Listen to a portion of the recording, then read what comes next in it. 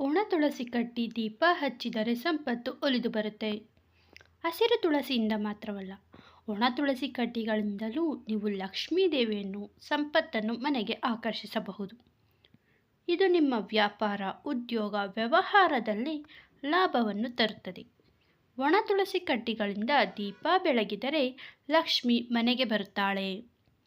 ತುಳಸಿ ಗಿಡವನ್ನು ಶುದ್ಧತೆಯ ಸಂಕೇತವೆಂದು ಪರಿಗಣಿಸಲಾಗುತ್ತದೆ ಹಾಗೂ ಅದರ ಚಕ್ಕೆಗಳು ಅಥವಾ ತುಳಸಿ ಒಣ ತುಂಡುಗಳು ಅಥವಾ ಒಣ ತುಳಸಿ ಕಡ್ಡಿಗಳು ಪಾವಿತ್ರ್ಯತೆಯ ಸಂಕೇತವಾಗಿದೆ. ಒಣಗಿದ ತುಳಸಿ ಚಕ್ಕೆಗಳಿಂದ ನಾವು ಲಕ್ಷ್ಮೀ ದೇವಿಯ ಆಶೀರ್ವಾದವನ್ನು ಪಡೆದುಕೊಳ್ಳಬಹುದು. ಇದನ್ನು ಪೂಜೆಯಲ್ಲಿ ಬಳಸುವುದರಿಂದ ದೇವರ ಬಗೆಗಿನ ಮತ್ತು ಪೂಜೆಯ ಬಗೆಗಿನ ಗೌರವ ಹಾಗೂ ಭಕ್ತಿ ಹೆಚ್ಚಾಗುತ್ತದೆ. ಒಣಗಿದ ತುಳಸಿ ಚಕ್ಕೆಗಳು ಲಕ್ಷ್ಮೀ ದೇವಿಗೆ ಪ್ರಿಯವಾದ ವಸ್ತುವಾಗಿದೆ. ಒಣಗಿದ ತುಳಸಿ ಚಕ್ಕೆಗಳಿಂದ ನಾವು ಲಕ್ಷ್ಮೀ ದೇವಿಯನ್ನು ಹೇಗೆ ಉಳಿಸಿಕೊಳ್ಳುವುದು ಎಂದು ತಿಳಿದುಕೊಳ್ಳೋಣ. ಒಣ ತುಳಸಿ ಚಕ್ಕೆಯ ಪ್ರಯೋಜನಗಳು. 1. ತುಳಸಿ ಆರಾಧನೆಯು ವ್ಯಕ್ತಿಯಲ್ಲಿ ಆಧ್ಯಾತ್ಮಿಕ ಬೆಳವಣಿಗೆಯನ್ನು ಸೃಷ್ಟಿಸುತ್ತದೆ. ದೇವರ ಧ್ಯಾನದಲ್ಲಿ ಸ್ಥಿರತೆಯನ್ನು ಕಾಪಾಡಿಕೊಳ್ಳುವುದಕ್ಕೂ ಕೂಡ ತುಳಸಿಯ ಆರಾಧನೆ ಫಲಪ್ರದವಾಗಿದೆ. ತುಳಸಿಯ ಒಣ ಚಕ್ಕೆಗಳನ್ನು ಮನೆಯಲ್ಲಿ ಇಟ್ಟುಕೊಳ್ಳುವುದರಿಂದ ಅಥವಾ ಪೂಜೆಯಲ್ಲಿ ಬಳಸುವುದರಿಂದ ಮನೆಯಲ್ಲಿ ಧನಾತ್ಮಕ ಶಕ್ತಿಯನ್ನು ಹರಡುತ್ತದೆ ಹಾಗೂ ಅಂತಹ ಮನೆಯಲ್ಲಿ ಲಕ್ಷ್ಮೀ ದೇವಿಯು ನೆಲೆಯಾಗುವಂತೆ ಮಾಡುತ್ತದೆ. 2. ಪೂಜೆಯಲ್ಲಿ ಒಣ ತುಳಸಿ ಚಕ್ಕೆಯನ್ನು ಬಳಸುವುದು ಆಧುನಿಕ ಸಂಪ್ರದಾಯವಲ್ಲ. ಇದು ತುಂಬಾನೇ ಹಳೆಯ ಸಂಪ್ರದಾಯಗಳಲ್ಲಿ ಒಂದಾಗಿದೆ. ಒಣ ತುಳಸಿ ಚಕ್ಕೆಯನ್ನು ಲಕ್ಷ್ಮೀ ಪೂಜೆಯಲ್ಲಿ ಬಳಸುವ ಮೂಲಕ ಒಬ್ಬ ವ್ಯಕ್ತಿಯು ಲಕ್ಷ್ಮೀ ದೇವಿಯ ಮೇಲಿನ ಭಕ್ತಿ ಹಾಗೂ ನಂಬಿಕೆಯನ್ನು ಪ್ರದರ್ಶಿಸಬಹುದು. 3.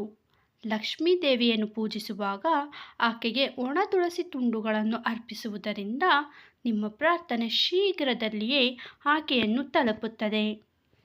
ಇದು ನಿಮಗೆ ಲಕ್ಷ್ಮೀ ದೇವಿಯು ಮೇಲಿನ ಭಕ್ತಿಯನ್ನು ಬಣ್ಣಿಸುತ್ತದೆ. ಒಣ ತುಳಸಿ ಕಡ್ಡಿಗಳಿಂದ ದೀಪಾರಾಧನೆ. ಒಣ ತುಳಸಿ ಕಡ್ಡಿಯನ್ನು ಬಳಸಿಕೊಂಡು ದೀಪವನ್ನು ಮನೆಯಲ್ಲಿ ಹಚ್ಚಿಡುವುದರಿಂದ ಲಕ್ಷ್ಮೀ ದೇವಿಯು ನಿಮ್ಮ ಮನೆಯಲ್ಲಿ ನೆಲೆಸುತ್ತಾಳೆ. ಈ ದೀಪವು ಸಂಪತ್ತು ಮತ್ತು ಸಮೃದ್ಧಿಯನ್ನು ಆಕರ್ಷಿಸುತ್ತದೆ ಎನ್ನುವ ನಂಬಿಕೆ ಇದೆ. ಮೊದಲು 7 ಒಂದೇ ಸಮನಾದ ಒಣ ತುಳಸಿ ಕಡ್ಡಿಗಳನ್ನು ತೆಗೆದುಕೊಳ್ಳಿ. ಅದಕ್ಕೆ ಹತ್ತಿಯನ್ನು ಸುತ್ತಿ ಅಂಗನದಾರದಿಂದ ಅದನ್ನು ಗಂಟು ಹಾಕಿ ಅದನ್ನು ತುಪ್ಪದಲ್ಲಿ ಅದ್ದಿ 1 ದಿನ ಅಥವಾ ಪೂಜೆಗೂ ಅರ್ಧ ಗಂಟೆ ಮೊದಲು ತುಪ್ಪದಲ್ಲಿ ನೆನೆಸಿಡಬೇಕು. ನಂತರ ಒಂದು ಮಣ್ಣಿನ ದೀಪವನ್ನು ತೆಗೆದುಕೊಳ್ಳಿ. ಈ ದೀಪಗಳಿಗೆ ಶ್ರೀಗಂಧ, ಅರಿಶಿಣ ಮತ್ತು ಕುಂಕುಮವನ್ನು ಹಚ್ಚಿ ಅಥವಾ ದೀಪಗಳಿಗೆ ಈ 3ರಿಂದ ತಿಲಕವನ್ನು ಕೂಡ ಇಡಬಹುದು. ದೀಪವನ್ನು ಇಡುವುದಕ್ಕಾಗಿ 2 ವೀಳ್ಯದೆಲೆ ತೆಗೆದುಕೊಳ್ಳಿ. ನಂತರ ಅದರ ಮೇಲೆ ಶ್ರೀಗಂಧದಿಂದ ನಾಮವನ್ನು ಬರೆದು ಅರಿಶಿಣ ಕುಂಕುಮ ಹಚ್ಚಿ ದೀಪವನ್ನು ಸಿದ್ಧಗೊಳಿಸಿ. ನಂತರ ಒಂದು ಬೆಳ್ಳಿ ಹಿತ್ತಾಳೆ ಅಥವಾ ತಾಮ್ರದ ತಟ್ಟೆಯ ಮೇಲೆ ಅರಿಶಿಣ ಕುಂಕುಮ ಹಚ್ಚಿ ಅದರ ಮೇಲೆ ವೀಳ್ಯದೆಲೆಯನ್ನಿಟ್ಟು ಅದರ ಮೇಲೆ ಅಕ್ಷತೆಯನ್ನು ಹಾಕಿ ಮಣ್ಣಿನ ದೀಪವನ್ನು ಇಟ್ಟು ಅದಕ್ಕೆ ತುಪ್ಪವನ್ನು ಹಾಕಿ. ತುಪ್ಪದಲ್ಲಿ ನೆನೆಸಿಟ್ಟ ಒಣಗಿದ ತುಳಸಿ ಕಡ್ಡಿಗಳನ್ನು ದೀಪದಲ್ಲಿಟ್ಟು ತಟ್ಟೆಯನ್ನು ಹೂವಿನಿಂದ ಅಲಂಕಾರ ಮಾಡಿ ದೀಪವನ್ನು ಬೆಳಗಿ. ಈ ದೀಪವನ್ನು ನೀವು ಶನಿವಾರದಂದು ಹಚ್ಚುವುದು ಶುಭ. ಬೇಕಾದರೆ ಪ್ರತಿನಿತ್ಯವೂ ಹಚ್ಚಬಹುದು.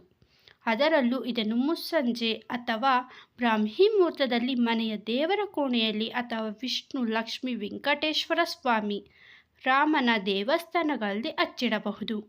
ಸ್ನೇಹಿತರೆ, ಈ ನನ್ನ ಮಾಹಿತಿ ನಿಮಗೆ ಇಷ್ಟವಾಗಿದ್ದರೆ ಲೈಕ್ ಮಾಡಿ, ಶೇರ್ ಮಾಡಿ, ಸಬ್ಸ್ಕ್ರೈಬ್ ಮಾಡಿ. ಧನ್ಯವಾದಗಳು.